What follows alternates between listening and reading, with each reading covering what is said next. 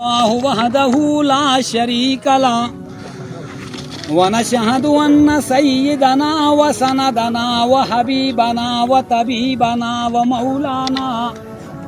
ومولانا محمدا عبدہ ورسولہ اما بعد اعوذ باللہ من الشیطان الرجیم بسم اللہ الرحمن الرحیم كل من عليها فان ويبقى وجه ربك ذو الجلال والإكرام صدق الله مولانا العظیم۔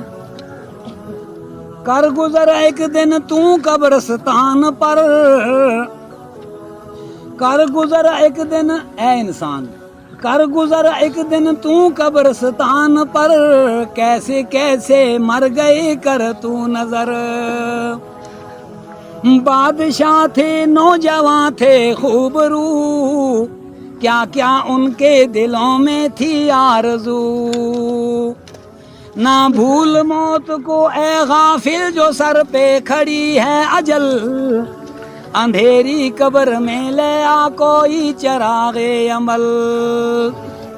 میرے واجب الاحترام عزیز بھائیو دوستو،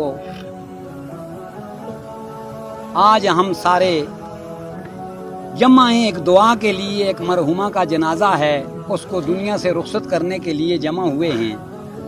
میری ایک بات کو یاد رکھنا میرے دوستو، آج میں آپ کو ایک بدظنی کے بارے میں،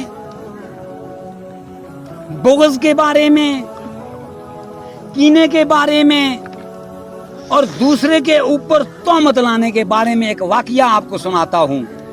حضرت مولانا توفیق صاحب خطیب بٹاکنڈی میرے سامنے موجود ہیں، ان کی موجودگی کے اندر پیر ذوالفقار نقشبندی ایک واقعہ لکھتے ہیں عرب ممالک مدینے کے دیہات کا۔ ایک عورت مر گئی، جب عورت کا انتقال ہوا تو اس کو غسل دینے کے لیے 4 عورتیں مقررہ ہوئی۔ اس کو غسل دیتے دیتے ایک عورت نے بات کہہ دی کہ یہ عورت ایسی تھی۔ جب وہ ہاتھ پھیرنے لگی اس کے جسم پہ تو ہاتھ چپس گیا جیسا مقناطیس ہے، ہاتھ اس کے جسم کے ساتھ چپس گیا۔ کافی دیر ہوگی، باہر تو مولوی ویسے بھی تاول کرتے ہیں، بھائی جنازہ تیار ہو گیا اندر سے کیوں نہیں آتا، وارثیوں کو کہا۔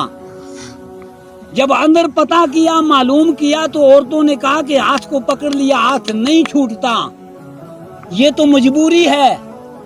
حتیٰ کہ گزر گئی، چاہے 1 دن گزرا 2 دن گزر گئے اس معاملے میں، سارا لوگ جمع ہیں۔ وقت کے مولوی کو بلایا، مولوی نے تو یہی فتویٰ دینا تھا کہ ہاتھ کاٹ لو، جنازہ آپ گرمی بھی ہے، عرب ممالک بھی ہے تو اس کو دفن بھی کرنا ہے نا۔ تو جو اس زندہ عورت کے وارثی تھے انہوں نے اختلاف کر دیا کہ ہماری عورت کیوں معذور ہو، ہم تو ہاتھ نہیں کاٹنے دیتے۔ دوسرے مولوی صاحب کے پاس چلے گئے، انہوں نے کہا یہ تو زندہ ہے، یہ بات بھی ٹھیک ہے، چلو جو مردہ ہے اس کا گوشت کاٹ لو۔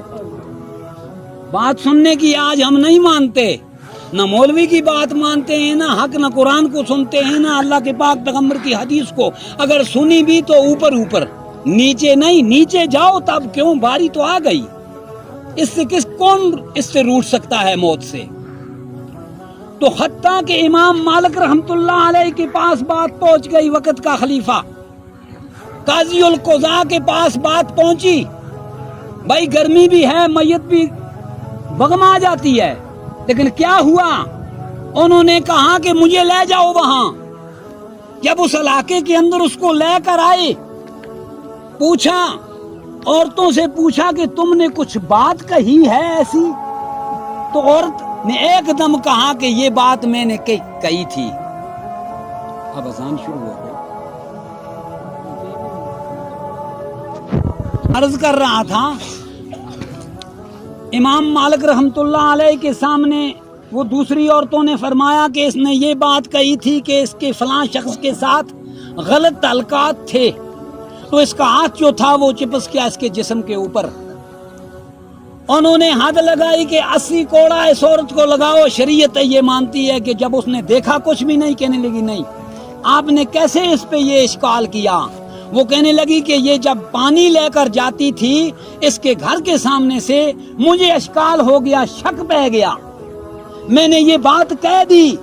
80 کوڑا جب 60 کوڑا لگایا ہاتھ نہ چھوٹا, 70 لگایا ہاتھ نہ چھوٹا, 78 لگایا ہاتھ نہ چھوٹا, ہکی کام 80 لگایا ہاتھ نہ چھوٹا. جب پورا کوڑا 80 ہوا ہاتھ خود بہت چھوٹ گیا, آزاد ہو گیا. میرے دوستو یاد رکھو, میں نے اس لیے یہ واقعہ آپ کے سامنے بیان کیا.